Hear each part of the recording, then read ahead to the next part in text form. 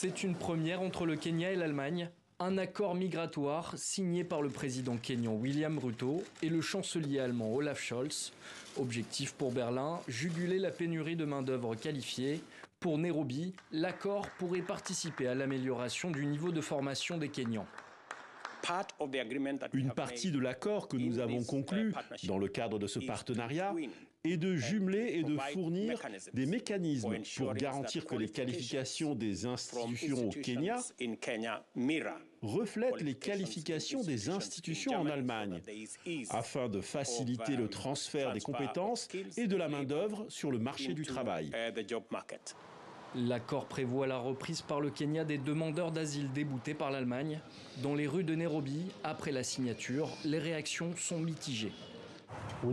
Nous devons améliorer notre marché du travail avant d'aller dans d'autres pays. Il n'y a aucune chance que nous éduquions notre génération et que nous finissions par devenir des aides ménagères dans les pays étrangers. C'est donc une bonne chose si l'emploi créé est qualifié. Mais s'il ne l'est pas, je ne pense pas que ce soit une bonne chose. Au Kenya, la question du chômage des jeunes est une préoccupation centrale. Selon la Fédération des employeurs kenyans, 67% des 15-34 ans seraient sans emploi. Cela aidera les Kenyans s'ils créent des emplois.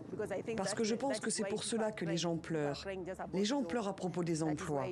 Et c'est pour cela qu'il y a tant de grèves.